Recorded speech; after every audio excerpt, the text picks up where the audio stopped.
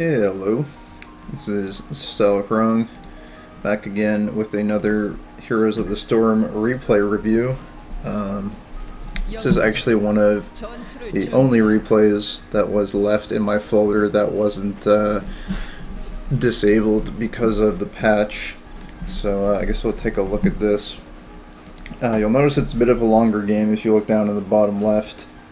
It's almost half an hour, so I'm not sure how that's going to go. I might end up skipping some parts, but I don't know. To truly analyze this game, I think I might have to actually watch the entire thing, so I don't know. We might be in for a pretty long video here.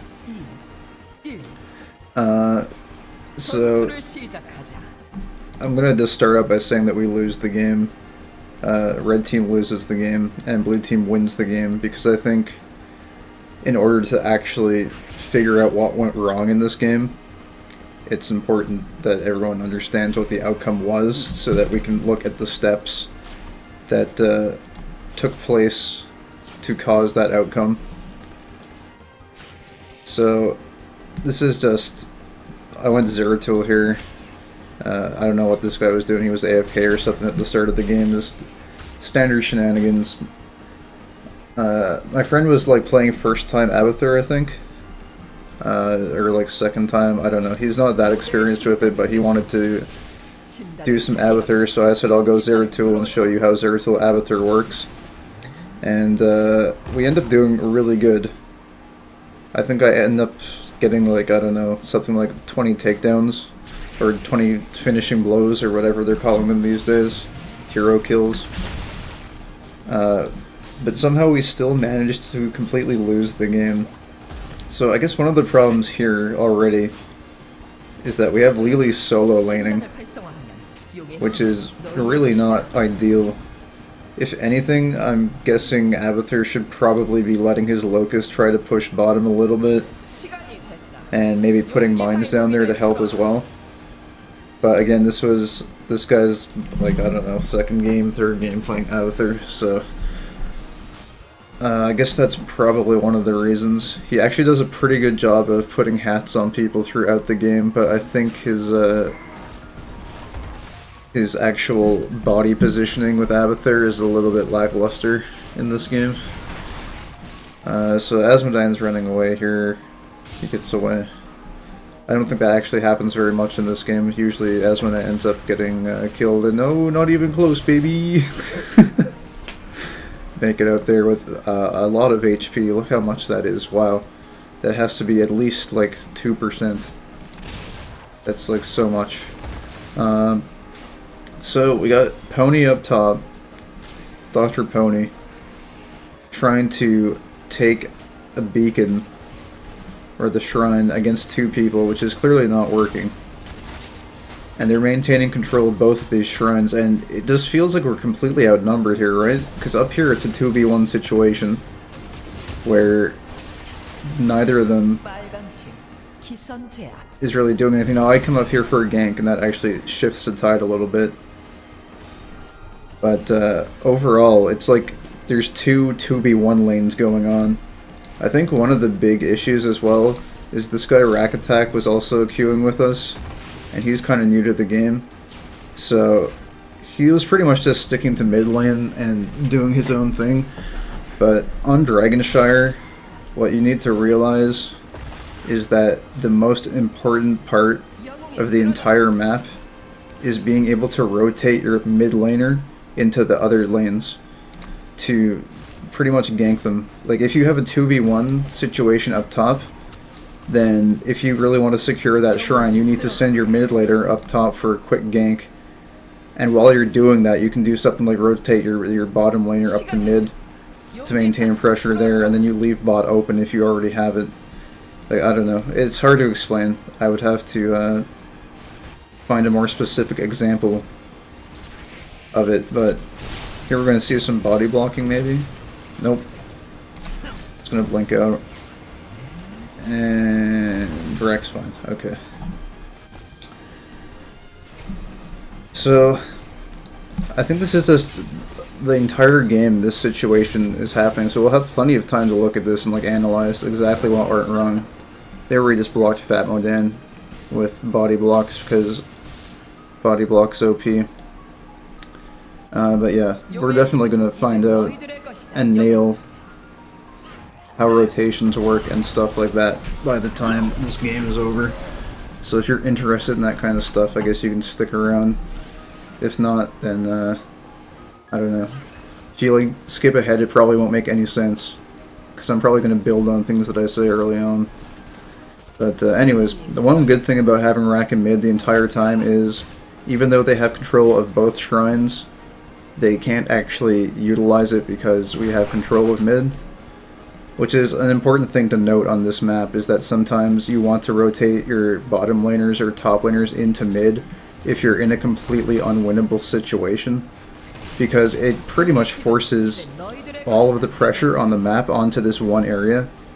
And if you have a team fighting composition, which we pretty much have, I mean Abathur comp with Zeratul, Mirrodin, and Lili, we kind of want to be team fighting with this comp, because we got a lot of damage. Zeratul Raynor alone does a lot of damage. Then you got Abathur Hat on one of them. And then you have Mirrodin, who also does quite a bit of damage. Really tanky.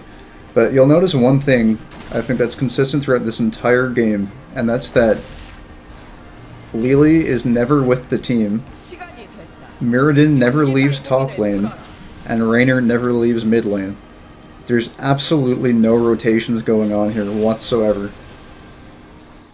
So the correct play for Lili here, instead of going bot lane to 1v1 against a Kel'Thas, which is fucking unwinnable for a Lili against Kel'Thas, because your blinds do nothing against his abilities.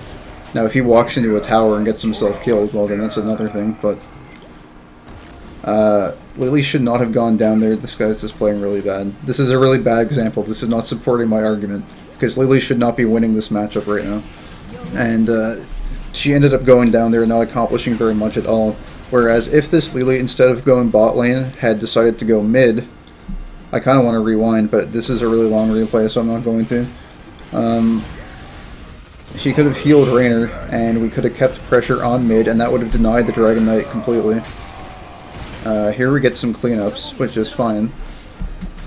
Let me see here. Yeah, I'm already at 7 takedowns, and I think one of my friends, I think Gamey, the Abathur player, was like, "How are we losing the game? We're doing so good. We're getting so many takedowns. The kills are like 9 kills to 0 kills. How are we losing this game?" And it's because there's no rotations. And there's some maps where you can get away with not rotating. There's some maps where you can just sit a specialist or sit an assassin in one lane and just go the entire game in one lane, but this is not one of those maps.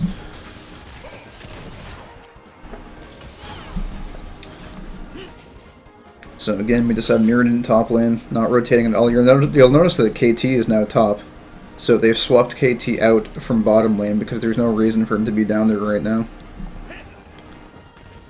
And you'll notice that their healer is moving towards someone that they can heal. And you'll notice that Lili is moving towards Abathur, which is really not going to do any good whatsoever. As a healer, if you're not close to people, if you're not in range to heal them, you can't do your job. So you're being completely counterproductive. This is not your job. Your job is not to sit here auto-attacking minions. No, it's not to sit there and use Water Serpent and throw out Blinding Wind on 2 minions, and then try to 1v1 a Stitches. This is not your job. This is not what a Lili should be doing right now. Look how much time this is wasting. Like, every minute that she's down here is a complete waste of time. And she's just down here the entire game, just auto-attacking. Auto-attacking, auto-attacking. Oh look, it's a Zeratul that desperately needs some fucking healing. Oh look, it's a Mirrodin that desperately needs some fucking healing. What is Lili doing? Fucking sitting on her ass bottom? Okay. Great. Meanwhile, team is getting slaughtered in mid. So... oh, we got Lili auto-attacking minions. Some more. It's like, you have to rotate. You can't just sit in one lane. And it's like, at the start it's just very basic rotations, but one thing you'll find if you ever watch high level play or like watch like a big tournament event that's being shoutcasted or something like that, you'll find that the analysts, as opposed to the flavor commentators who just like make it exciting to watch, but you'll find that the analysts, the people that actually go over the important mechanics that are taking place, they'll go over teams getting quote-unquote out-rotated a lot, and I think a lot of people don't understand what that means. Like, being out-rotated means that you're constantly moving your different heroes into different lanes to get favorable matchups. For instance, if you have your Mirrodin up top against two people, you'd probably want to shift your Rainer up top to help out the Mirrodin, and at least put up some kind of a fight over the shrine. You don't want to be giving up that shrine without some kind of fight. And then you would probably rotate your Abathur mid, or even better, you would rotate your Abathur bottom, and then you'd rotate Lily up into mid, and that puts Lily in a better position where if you manage to bring your team from top, the Mirrodin and Rainer, if you were to bring them down into this area, it means that Lily from mid can quickly come up from lane and like team fight in this area here with 3 people, 4 if you include Abathur. So it's really about positioning yourself to be able to react quickly to what your opponent is doing. And here, again, Pony ends up haymakering Kel'Thas into my face and killing me. I think that's my first death of the game, yeah. At 11 takedowns right now. But it's simply not enough. You'll notice Lily is still down here, accomplishing nothing. Like, yeah, the Stitches is really low. Okay, the Stitches is really bad as well. Like, the team we were against this game was not even that good. But they were just doing basic rotations, basic stuff. Super, super easy stuff. Anyone can do it. And our team was just not doing it. You'll notice Mirrodin is still top. Lily has not once this entire game been with the team. Not once. Now, I guess this is a pretty extreme example of a healer not being with the team. But at higher levels of play, if your healer is down here doing this for even like 30 seconds, and they're not with the team when at a critical point where you're team fighting, that can be the game. Like, that can be it. You're done. You'll give the team a snowball advantage and they'll just carry it the entire way to the win. This is a really extreme example though, and it makes it blindingly obvious, or glaringly obvious. Why did I say blinding? I guess I was thinking about blinding wind. But it makes it glaringly obvious how this impacts the game. So you can take this example, and when you're looking for reasons that you lost a game in the future, you can think to yourself, well, where was our support the entire game? What were they doing? And I mean, I'm picking on the Lily a lot here, but by the exact same principle, Pony was not moving at all this game either. He was top lane the entire time. I can pick on the tank as well, because it's as much the tank's fault as it is the support's fault. Like, where's our tank all game? Look, there's a team fight going on down bottom. Where's our tank? Nowhere. Like, is Rainer gonna rotate down here to help out? No? Like, you'll notice there's just a lot of idle auto-attacking this game. People are just not doing anything. And if you're sitting there just auto-attacking minions, it's very rarely the correct play. You have to ask yourself when you're sitting there auto-attacking minions, is there something more important I could be doing? Could I be positioning myself on the map to be able to assist my allies if a teamfight breaks out? Do I want to move into a certain lane to secure an objective? It's very, very rare and like almost completely circumstantial to be sitting in lane past like the first, I don't know, like 2 or 3 minutes. First 2 to 3 minutes you can sit in lane and auto-attack minions, but past that point, it's really all about looking and seeing where you can be most effective. And I think maybe for the first time in this entire game, we actually meet up with everybody. And Pony ends up, I think, kicking the dragon away, so he actually manages to get out there, I think. And I mean, look how good we do in team fights. I'm pretty sure we should win this one, because I think we won every single team fight in this game. The Tyrael, I think this entire game also was like ulting me for some reason. And it was like not very effective. Like, and we're completely neglecting down here in bottom lane. Because, again, I don't know, that's the other thing too, is I make the example of if you're auto-attacking minions, you should be asking yourself, is there something more effective that I can be doing? The other very common scenario that I see a lot of people doing is chasing enemies that there's absolutely no way they're going to kill. There's absolutely no way in hell they're going to get the kill, but for whatever reason they're chasing them. Now this is not one of those examples. Right here I'm actually setting up a gank on these two. But like, watch, on this, I know I can get this Stitches kill. I want to go over like how I play this stuff, because usually I'm pretty good about these kinds of decisions. Okay, I'm almost dead. So I don't know if this is going to be a very good example. I know I can get that KT kill still, so I'm hanging around. That's the only reason I'm staying here, is because I know that KT is weak. He has 1 HP. If I get that one hit, I drop my ult there. I know if I can get that KT just one hit, then he's gone. So I'm sticking around. That's the only reason. If it was just these two left, I would have been gone. I would have been birthing back to base already.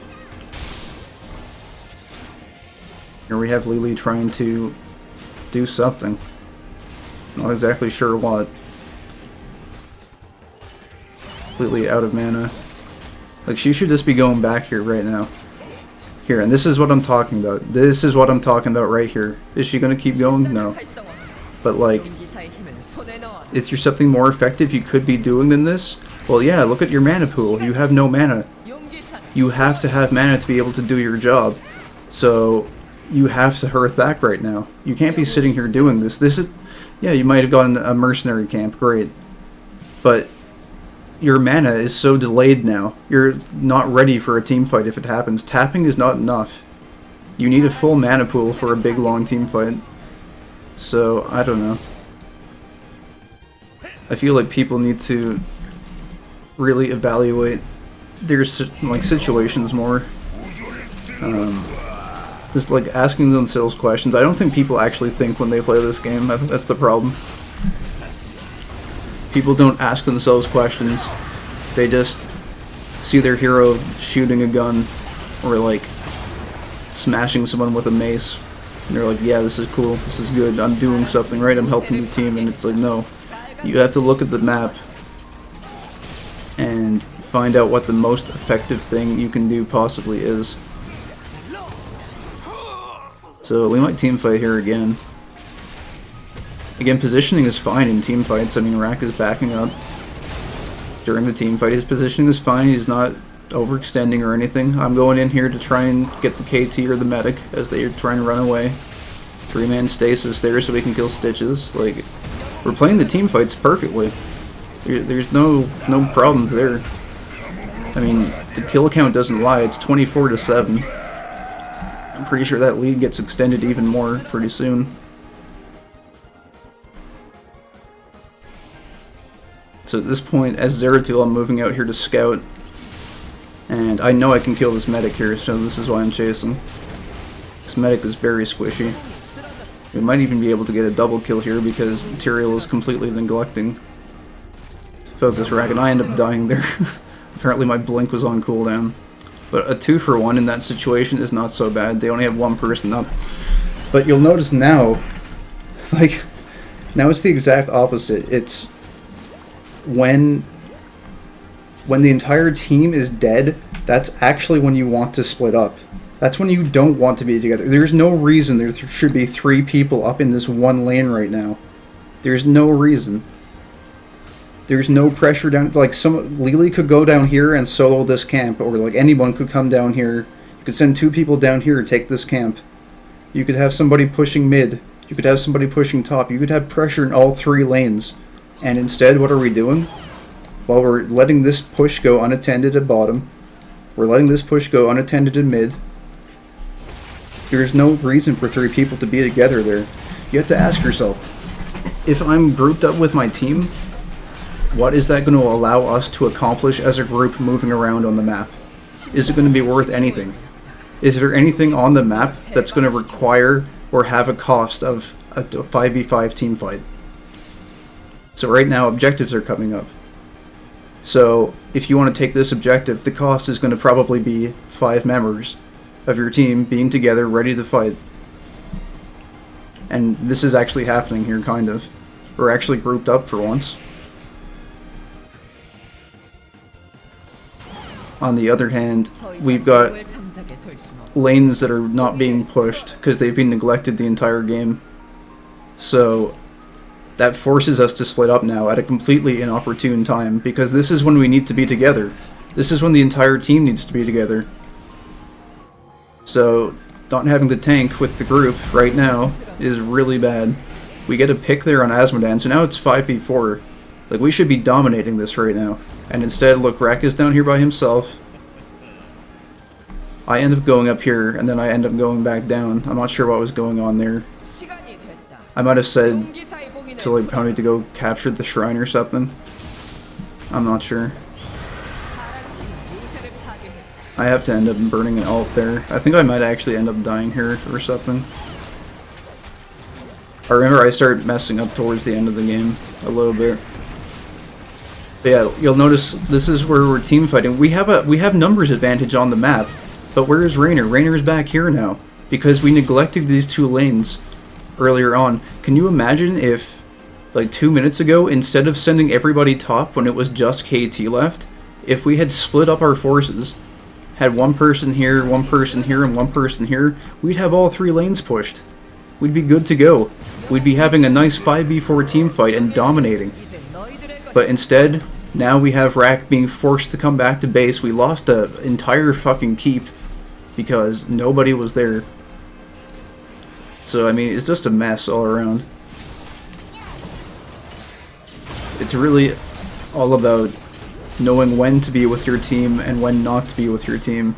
And when you're not with your team, you have to ask yourself, what is the most effective thing I can be doing? Like, we're getting kills left and right here. Look, we're gonna wipe their team again. We got 3 of them dead. Great. We can get Dragon Knight now. I'm not even sure what I'm doing here. I think I'm just seeing if I can burst down that medevac. Oh, I'm also out of mana, so... Now I'm going up here because we need to secure the shrine. So I know with an Abathur hat, I'm probably good to go. Pretty sure we end up killing her, yeah. So this will be our Dragon Knight now. And now we're split up pretty good in here right now. Except now what we need to do is when you see that we have both shrines under control, Rak should instantly, automatically be moving to mid right now. This is the only thing that matters on the entire map for Red Team right now. The only thing is getting these motherfuckers out of there, away from this shrine. That is the only thing that should be happening right now. And we're all split, we're all over the fucking place. Like, look at this. Lily just hearth back. Where's our Lily? She's gone now. Rak needs healing. Pony needs healing. And look, we give them time for this guy to come back and ninja the shrine. Like, that should have been our Dragon Knight 5 minutes ago. Another kill. We just keep killing them. But we're not doing the correct plays. People are not rotating to the correct places at the correct times. And that's really what shot us in the foot, I think, this game. Right now we need Lily in mid. Like, right now. And what is she doing? She's fucking auto-attacking minions. It's like we need to secure this shrine up top while they're all dead. When the other team is dead, you can pretty much bully them out of any situation because you have more teammates than them, so you need to exploit that.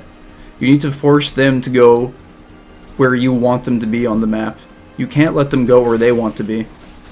Like, if they want to go down here and steal this shrine, you have to make sure that they're not allowed to do that. Because they're not. They don't have as many people on the map as you do. Pony's like super low here. Probably should not be engaging in Kel'Thas with that low amount of HP.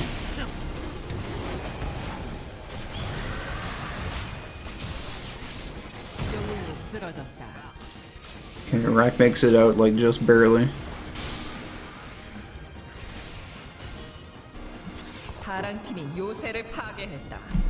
But yeah, I don't know. I think we finally, there we go, we finally end up getting a Dragon Knight. 24 minutes into the game, we get first Dragon Knight.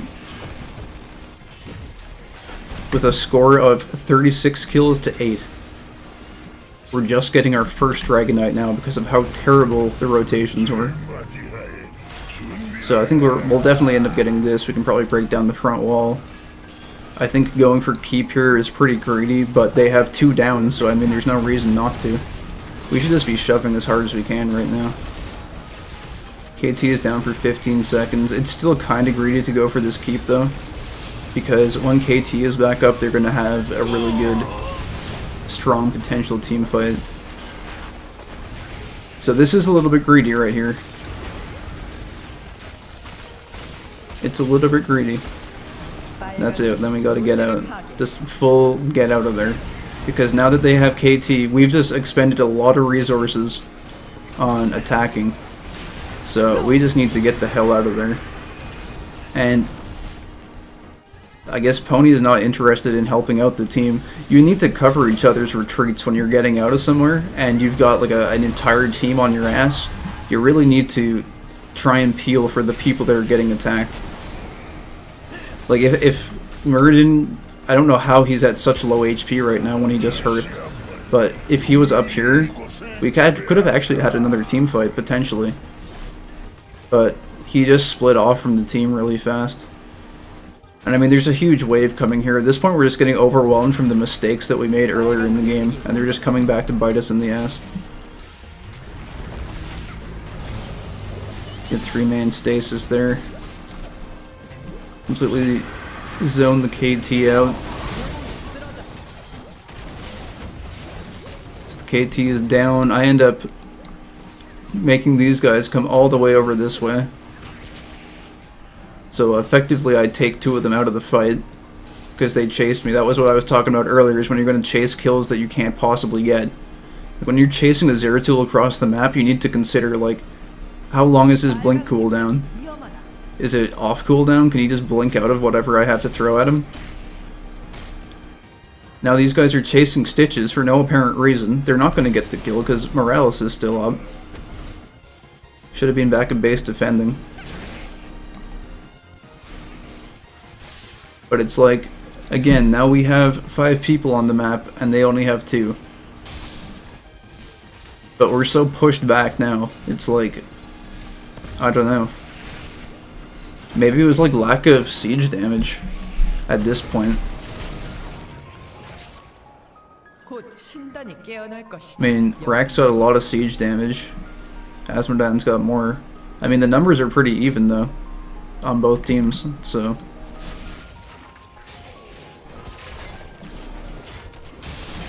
I don't know. I think everybody here at the Merc camp is not the best. It's not the worst either, though, because it's very possible that the other team could come... Oh, where's Pony going? Like, where is he actually going right now?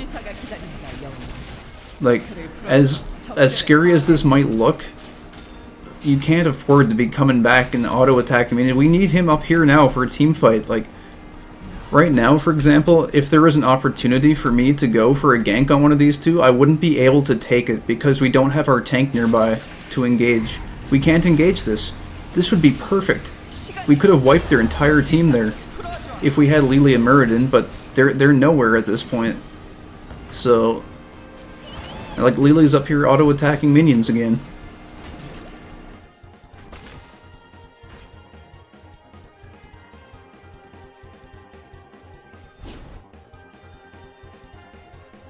I'm going down here to Ninja the Shrine. I'm seeing if I can get a sneaky Dragon Knight. It's probably not going to happen. It's like a last-ditch effort because they've got such a big push there coming into the core. So, I mean,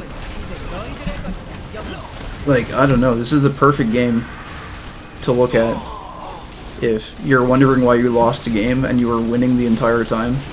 in terms of kills, it was probably because you didn't rotate to the correct locations on the map, and your team didn't end up...